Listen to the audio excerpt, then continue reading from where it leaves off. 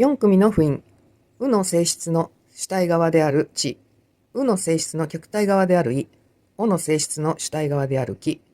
おの性質である極体側み。えの性質である主体側し。えの性質である極体側り。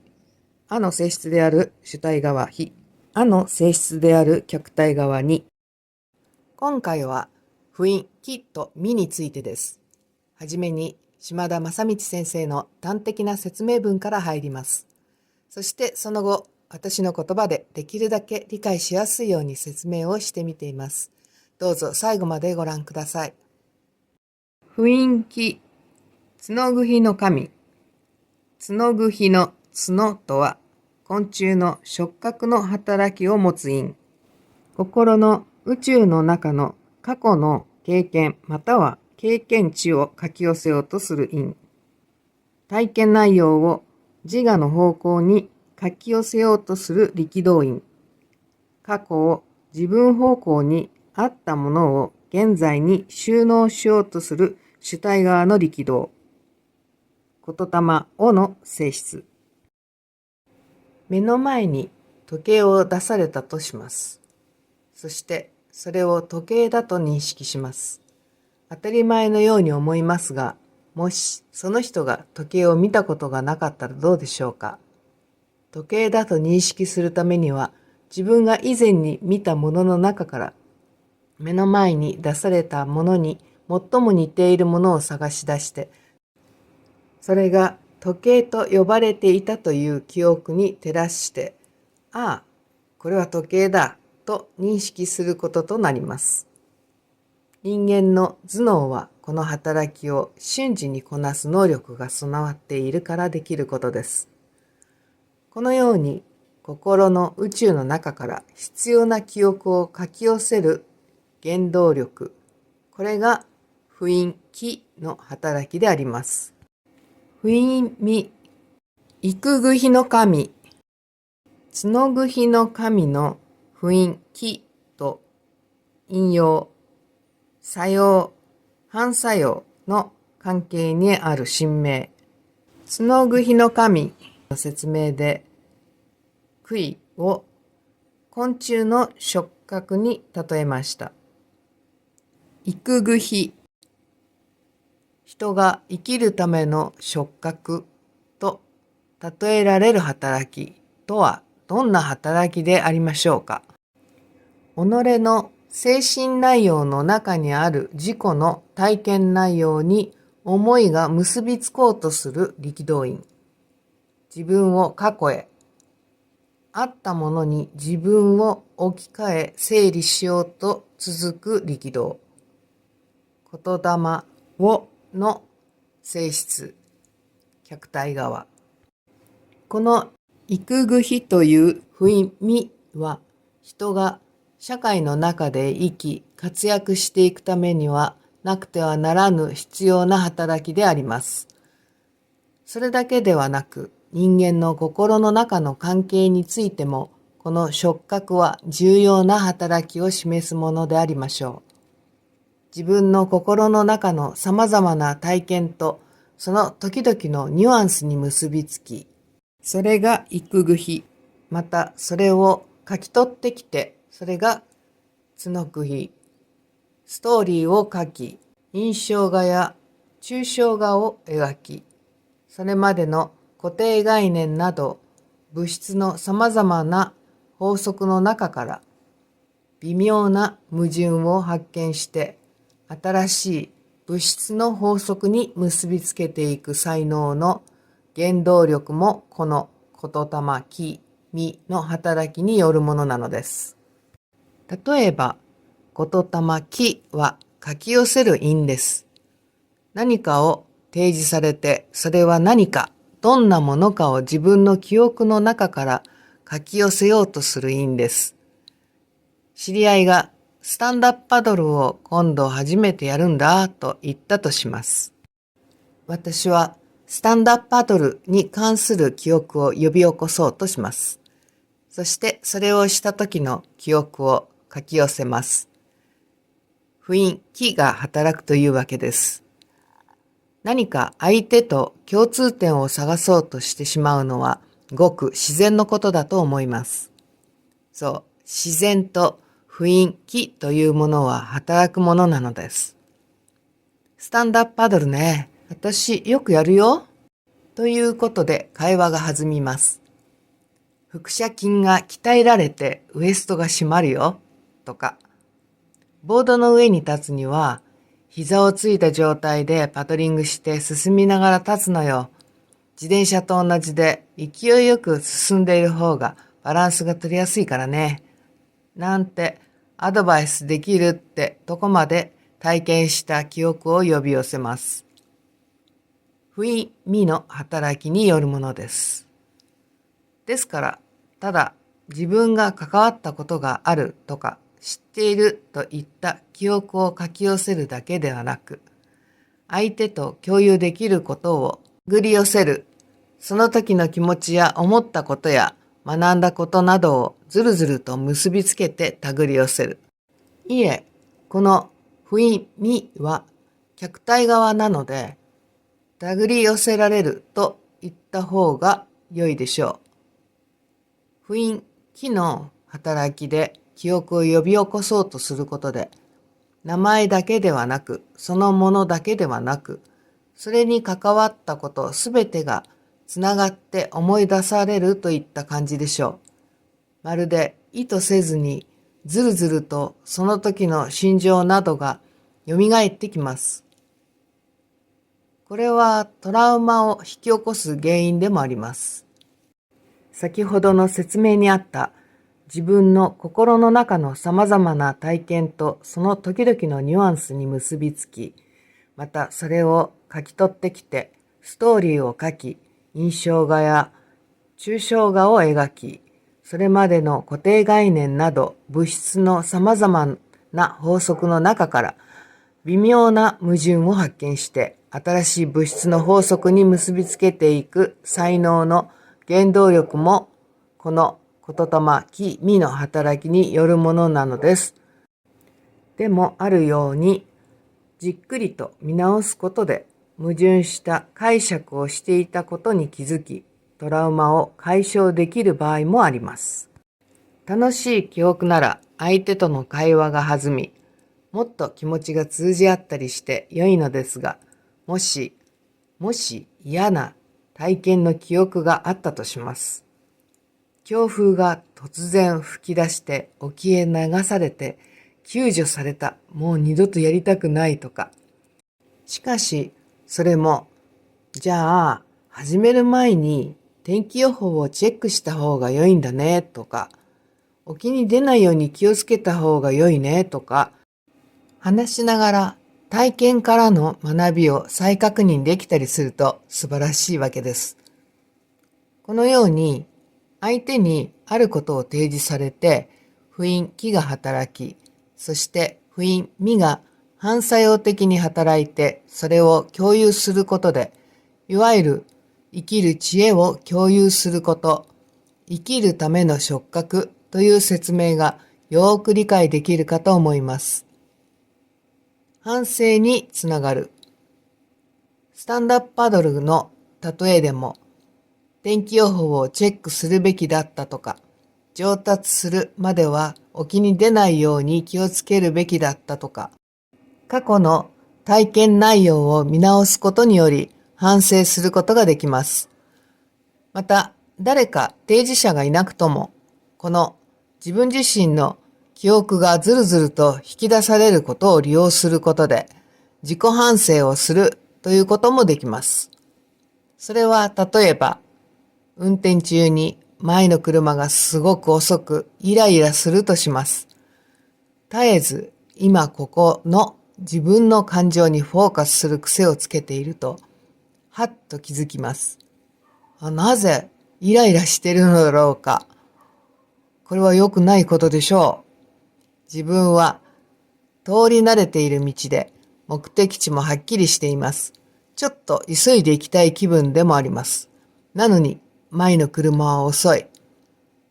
イライラの原因を探ります。探ろうとしたときに、不因、気が働いて、私は同じ状況があったことを思い出します。それは逆の立場でした。不因、身がその時の状況を結びつけて、その時の光景が記憶の中に引っ張り出されてきました。自分が確かこの辺だよなぁと思いながらゆっくり運転していて、後ろの車に煽られたことがあったという状況です。あの時、後ろの車のドライバーはイライラしていたでしょう。これこそが、己の精神内容の中にある自己の体験内容に思いが結びつこうとする力道因。自分を過去へ、あったものに自分を置き換え整理しようと続く力道である不意味によるものです。ですからきっと前の車もその時の私のように何か理由があるに違いない。今私は急ぎたいという気持ちでいるから前の車が遅く感じるだけだけど、イライラしたことを反省することができました。これが先ほど説明にあった、この育具比という不意味は、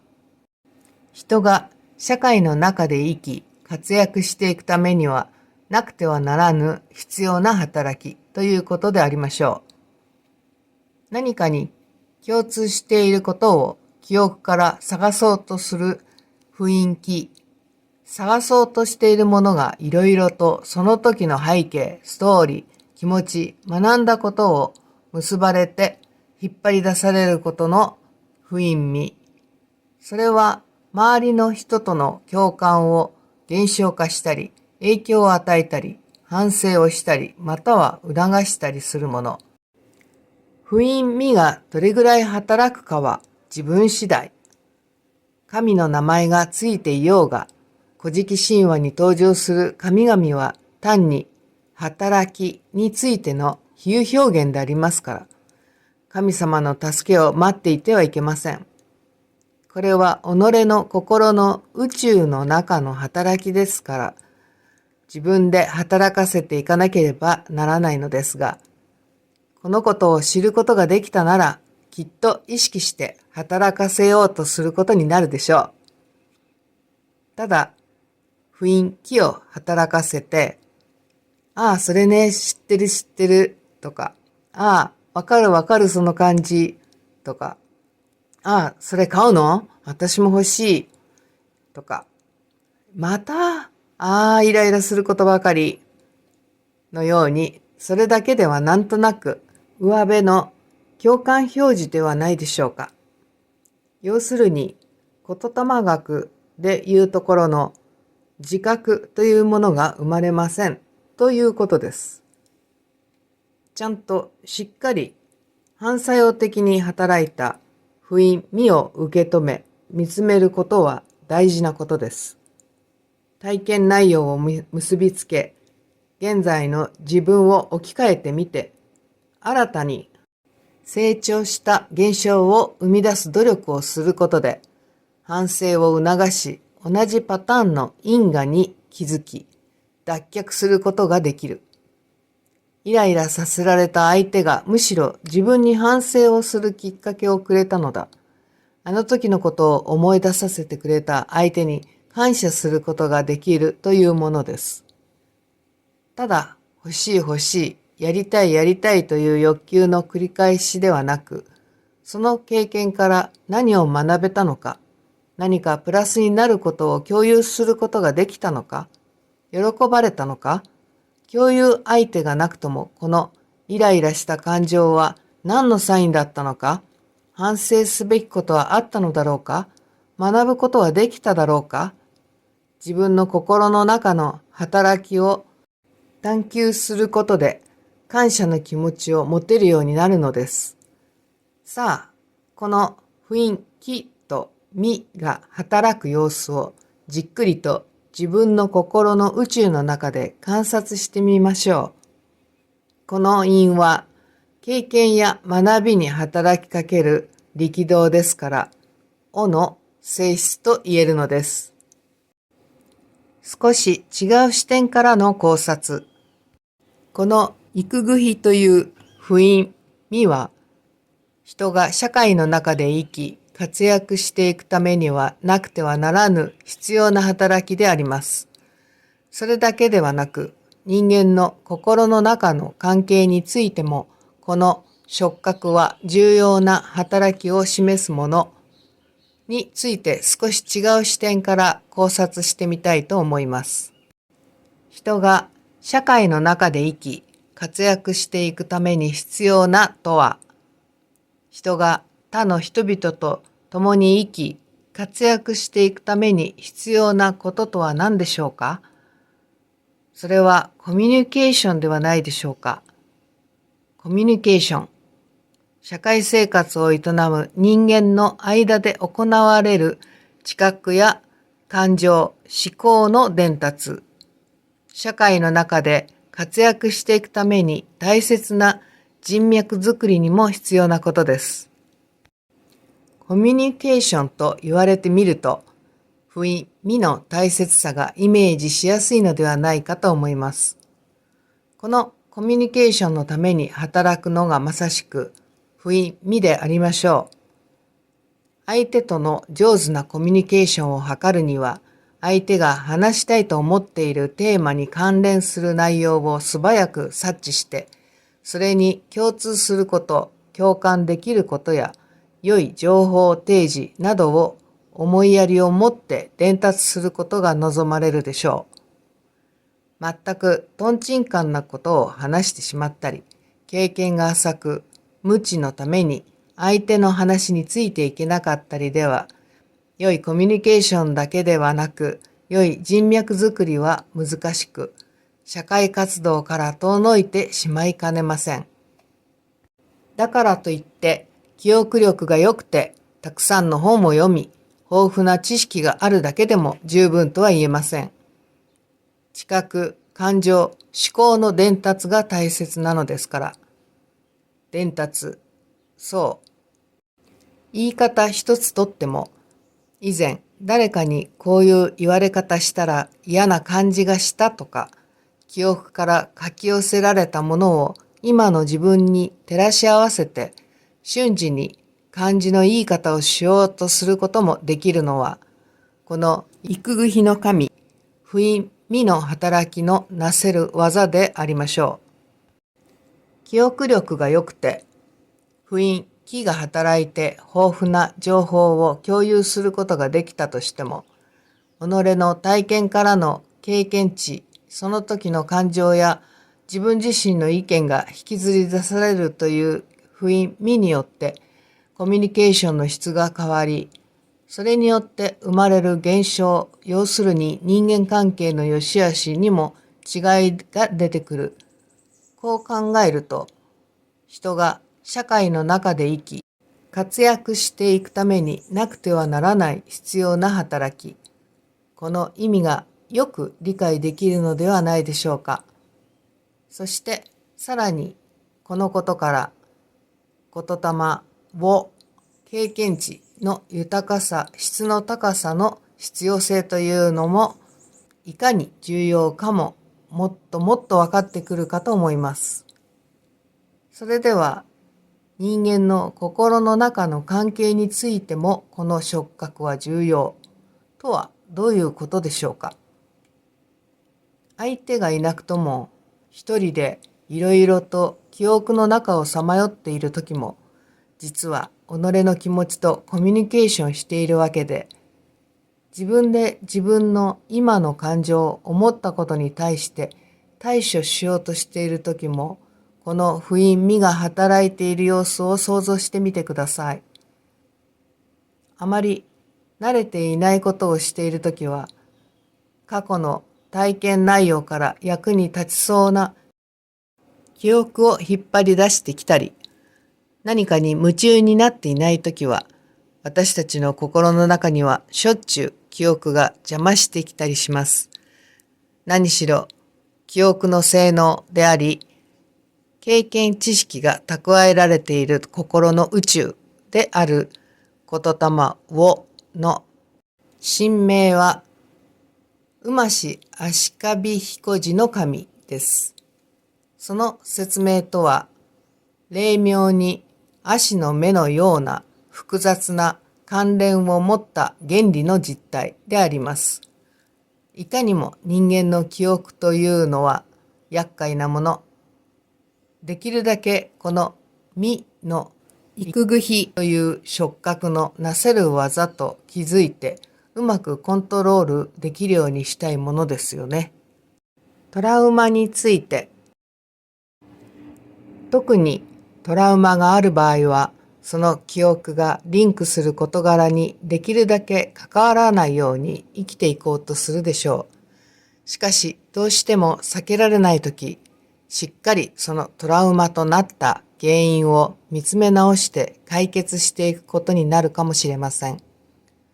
そういった自分が意図せずともずるずると様々な記憶が引きずり出されることに対処しなければならないことがあるわけです。新しい自分、要するに現在の自分がいかに過去の自分と向き合って古い記憶や習慣、癖、固定概念を打ち砕き、新しい法則を生み出していけるかどうか。その新しい自分になるにはどうしたらいいのでしょうか。やはり新たな経験値を積んで学んでいかなければ成長はできないわけで、チャレンジ精神がなければ因果の虜から脱却できないままで過ごすことになるかと思います。こういったことを知ったところで、心の宇宙の中で触覚を使って自分なりに解決、成長していこうと努力していくことは難しいでしょうが、一つ救われるのは、過去の記憶は過去の自分の判断も含めて客体だということなのです。今の自分主体はこの客体に対して今は出てこないでとも言えるし、もうあなたはただ過去のもの、今の私は違います。変わったのです。もう邪魔しないでください。ありがとう。学べました。とも言えるのです。英語で let it go 手放す、放っておく、諦める、何もしないでおく、そのままにしておく。過去のことは客体なのだと認識することで、それができるようになることは重要ではないでしょうか。日常の当たり前の習慣、コンフォートゾーンからの脱却について、私たちは日常生活において瞬時に過去の経験を触覚を使って探っているわけです。過去のパターン化した習慣の記憶があるおかげで、平常な生活を維持していけたり、ぐらつかない日常生活を送ることができるのかもしれません。ということは、同じパターンを続けているときは、簡単で安心できるのかもしれません。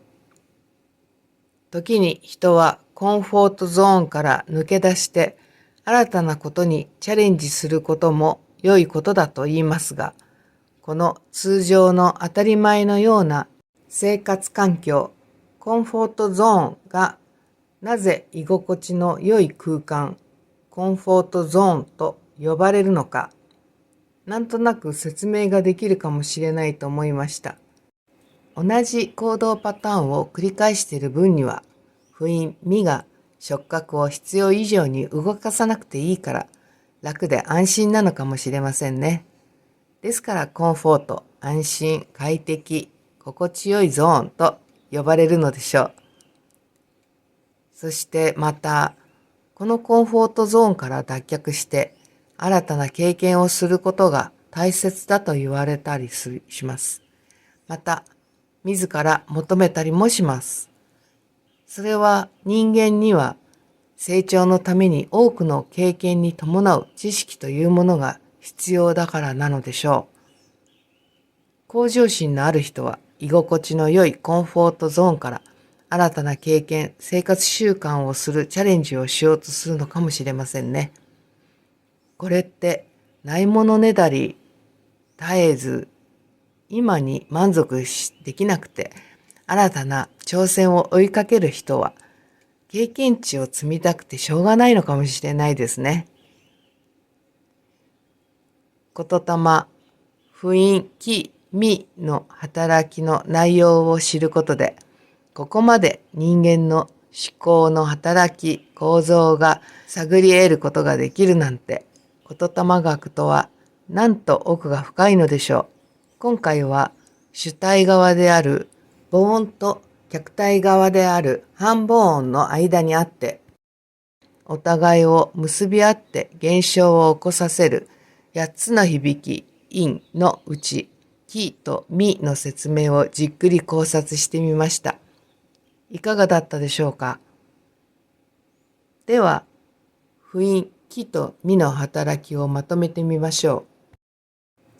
不陰、気は、角ぐの神という神名が付けられており、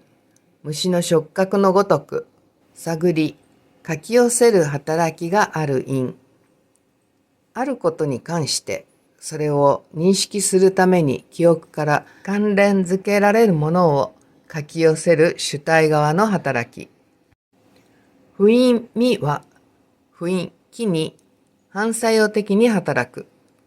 幾ぐ日の神という神名が付けられており、人が社会の中で生きる、活動するために必要な、そして個人の心の中での対話にも重要な役割を果たす触覚のような働きがある因。記憶の中で関連づけられる体験内容や感情や思考、知識、心情、習慣、癖などが結びつけられる働きで客体側。心の宇宙の中でどのように気と味が働いているかを熟知することで、いかに多くの経験、そこから得た知識がその都度社会の中で生かされ、人間性、そしてさらに生み出される現象に影響を与えるかが分かってくると思います。私たちは毎日何気なく生活していますが、簡単な認識作業からちょっとしたことで思い出す過去の記憶が、またさらにいろいろな思い出を結び出したり、大切な人間関係を築くためのコミュニケーション中の情報処理、記憶の中での心の葛藤時にも働くというふうに、この気と味、なかなかの働き者だなって気がしました。それでは今回はこの辺で。最後までご視聴くださりありがとうございます。お疲れ様でした。もしこの内容をなるほどと思ってくださったら、いいねボタンをクリックしていただけると嬉しいです。前回の不陰、知、意、今回の気、味の陰の働きを日常生活の中でご自分の意識の中で見つけられたら、ぜひコメント欄に共有してみてくださいね。よろしくお願いいたします。あいえおう、立ちてとつ、かひけこく、まみめもむ、はひへほふ、らりれろる、なにねのぬ、やいえよゆ、さしせそす、わいえおう。